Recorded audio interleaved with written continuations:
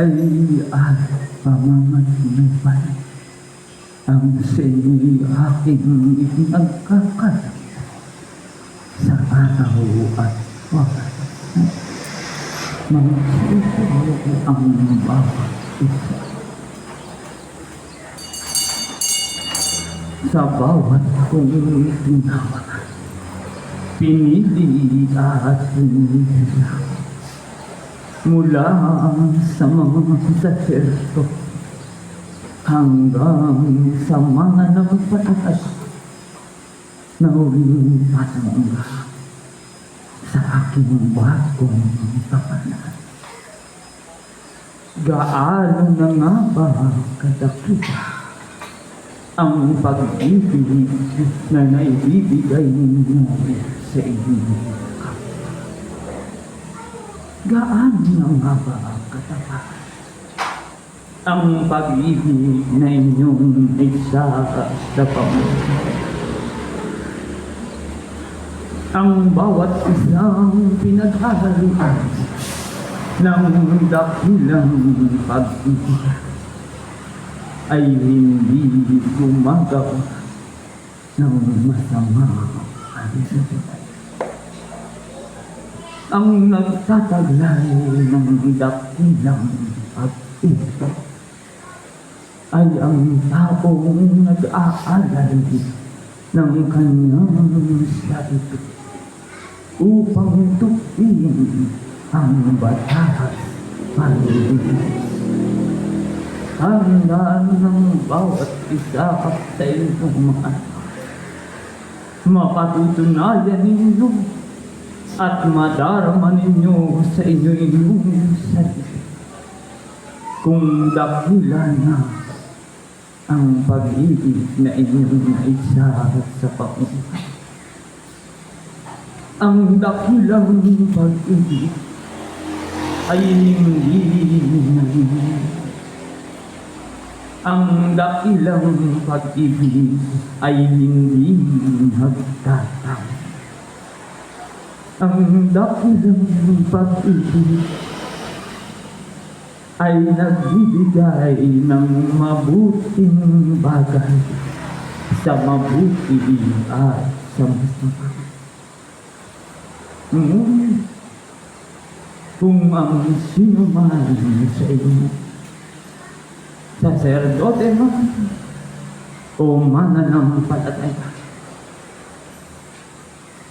ay hindi kayang ialay ang kanyang sarili bilang handog na buhay at kalugod-lugod sa akin. Tandaan, ang pag-ibig ay nagiging sinungaling. Ang pag-ibig tapat bilang lingkod sa loob ng ating ministeryo at ilaw. Kinakailangan ng inyong mga mata, ang inyong mga ang inyong mga pandinig, ang inyong mga kamay ay naghahayag ng buong diwa. Ang pagiging tapat ay ang pag-ibig sa kawan. Sapagkat ang bagay na iyan ang marami nakalalapak. Kaunawaan ng bawat isa kong pinapa sa uling panahon ito. Sa bawat kong mga lingkod na saserdote, ang pag-ibig mo ay magiging tapat at dakila. Kung kaya na nga ninyong ibigin, maging ang hindi umiibig sa inyo. At sa bawat mananampalataya, magiging dakila nga ang iyong pag-ibig. Kung magiging malinis ang puso't isipan sa mga bagay na nakikita at narinig. Maghahari ang pag-ibig sa isang taong pinag-ibig malinis ang kanyang puso at isipan. Ang pagiging dakila ay sa pamamagitan din ng dakilang pag-ibig. Sa bawat saserto, ang daan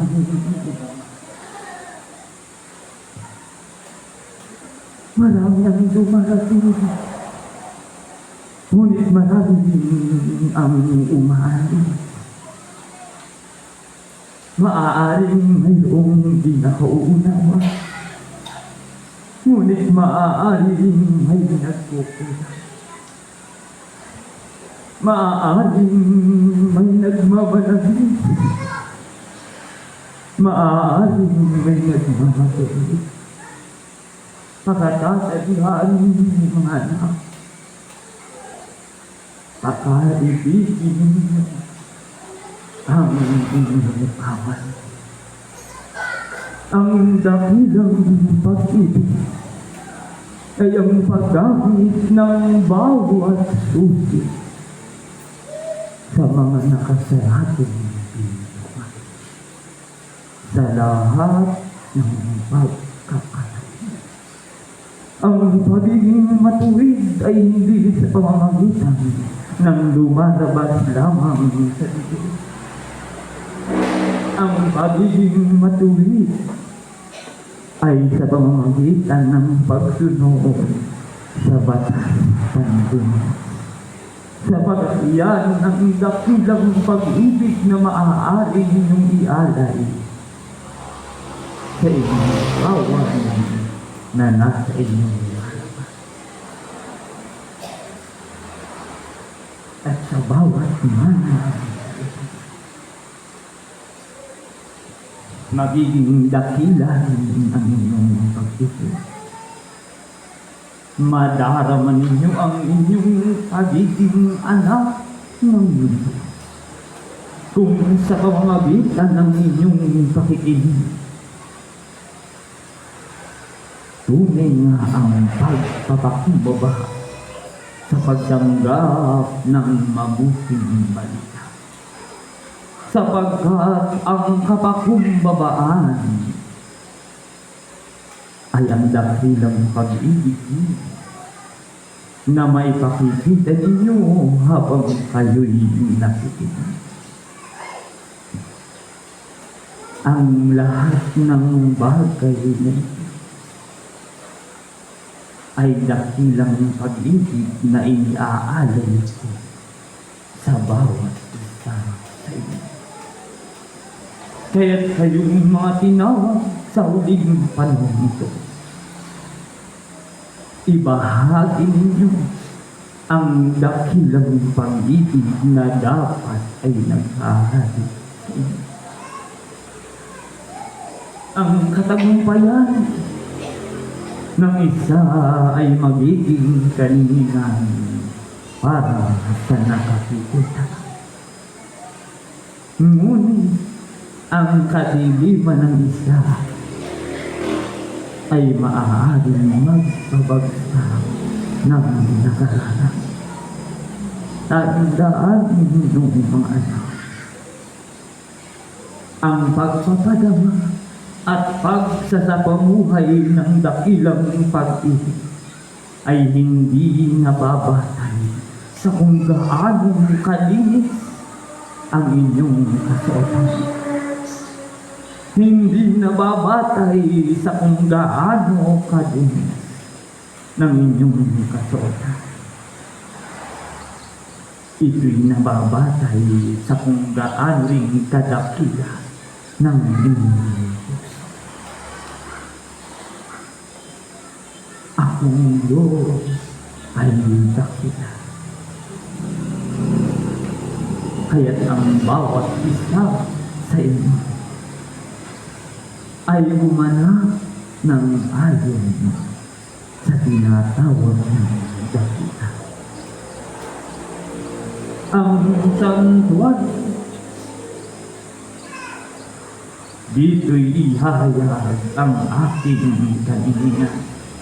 Ngunit gaano man kaningin ng mabuting balita sa taong nagiging mali ang puso't isipan. Ni kaunting iwan ay di makikita. Kaya't aking pagdating sa inyong pagtungo sa tahanang banal, ihanda ninyo ang inyong sarili.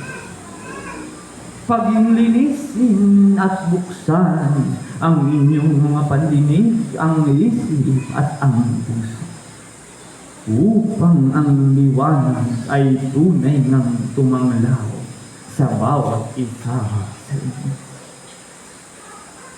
Magkakaroon kayo ng kabutihan sa inyong pagkatao kung hahayaan ninyo na kayo'y matanglawan. Higit ay ang panloob na inyong kaalaman. Ang pag-ibig ay para sa lahat. Ang pag-unawa ay para sa lahat. Ngunit hindi lahat ay nakakatawa, sapagkat maraming sa tinawa ay nananatili sa sariling pinapanawagan. Paglinisin ang tatanggapin at madarama ang aking dakilang pagtulong sa mga sandali at sa araw na ito. Ang pagtayo ng bawat lingkod na nagtataglay ng iba't ibang kaloob ay nagiging panubo sa bawat isa sa inyo. Saserdote sa saserdote, saserdote sa mananampalataya, maging ang mananampalataya sa kapwa ang mananampalataya.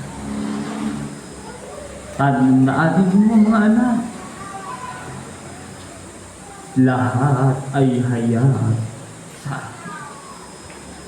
Gaano man ninyo itago ang mga bagay na nakalulugod at hindi nakalulugod upang hindi mahalag sa inyong kapwa-tao. Ang lahat ng iyan ay ipagsusunod sa ating mga pagkatos. Kaya ito ang ating panawagan sa mga pananampalataya. Taglayin ninyo at ibahagi ang dakilang pagsusunod. Iyan ang makapagpapatagumpay sa inyo. Ang pagsunod sa batas panlinis ay dakilang pag-ibig din sa inyong kapwa at sa aking pagkatiyos. Iyan ang aking panawagan sa araw at oras. Sumayin ang aking kapal. Papalan sa inyo.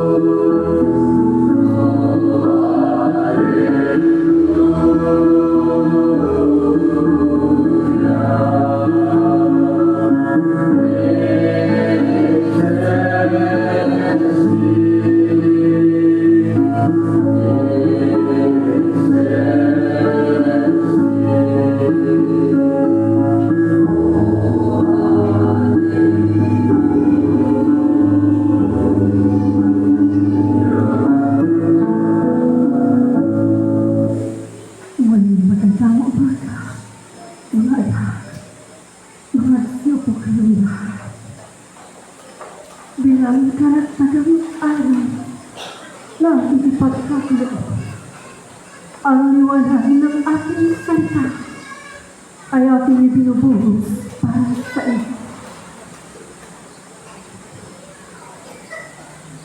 Ang karunungan ay pinakamahalaga. Ito ang pakanasan makuha ng bawat isa.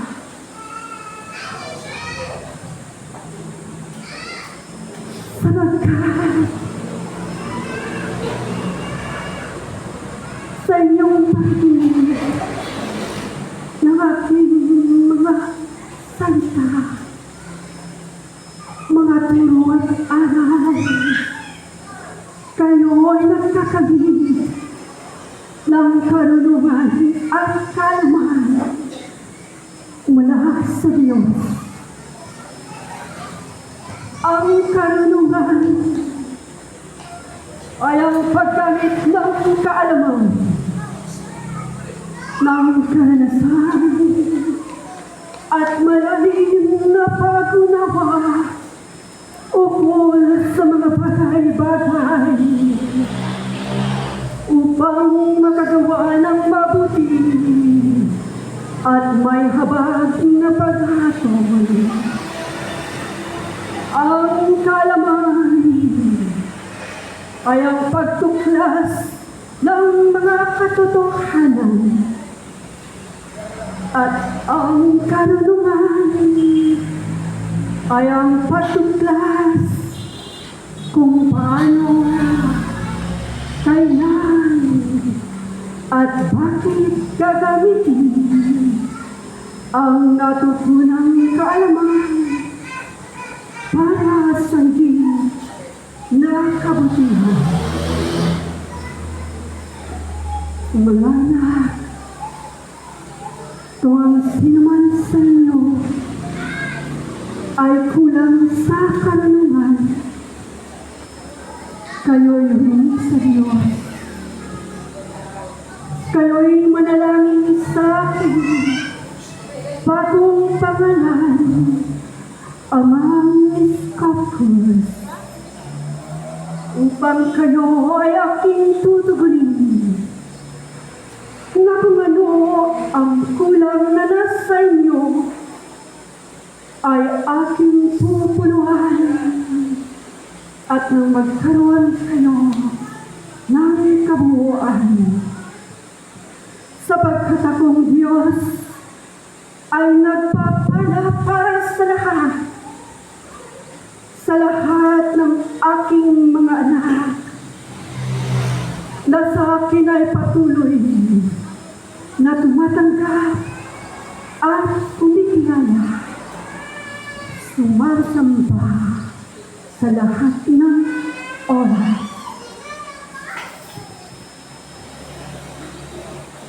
Akong Diyos na inyong Ama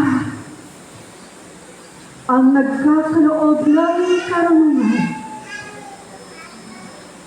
bumabalong sa bibig ng aking mga saserdote at mga kasangkapan ang aking salita, ang kaalaman na dapat niyong tanggapin at pag-aralan upang matamo ang karunungan, mabuksan ang inyong puso at isipan. Mga anak, ang unawa sa inyo ay bubukan. Binibigyan ko ng unawa ang taong matuwid ang pamuhay, at ang taong matapat ay aking ingatan.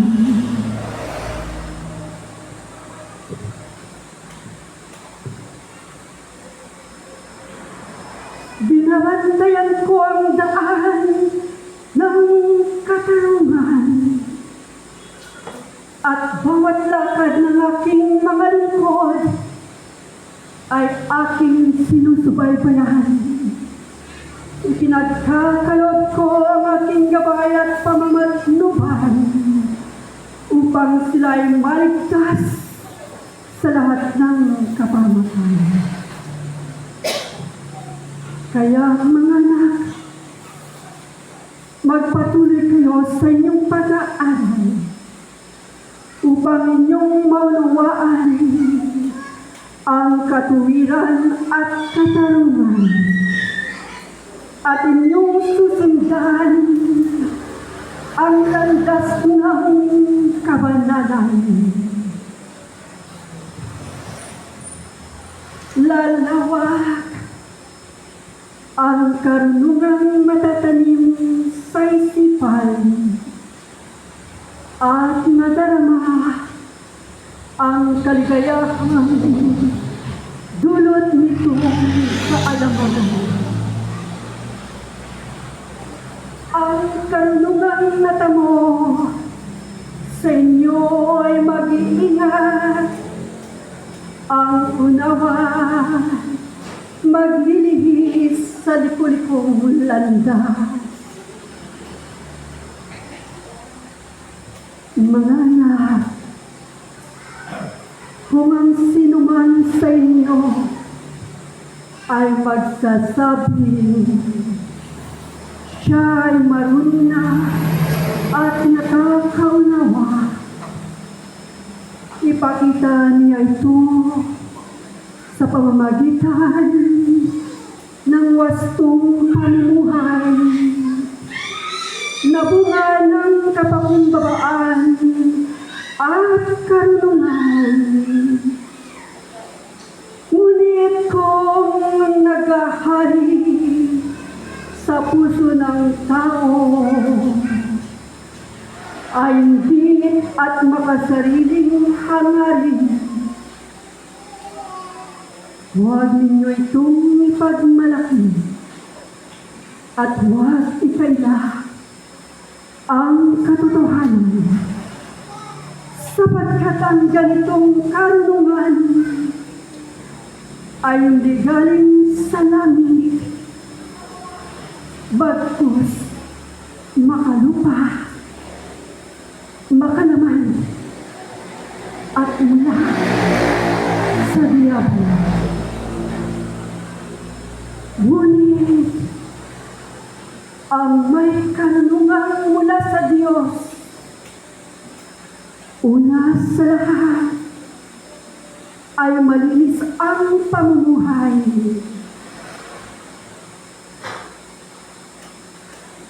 Mahabagin, nakakaunawa,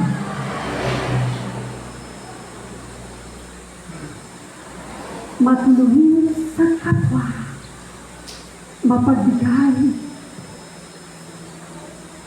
nananatiling tapat, hindi nagkukunwari, at hindi kailanman nagtatay.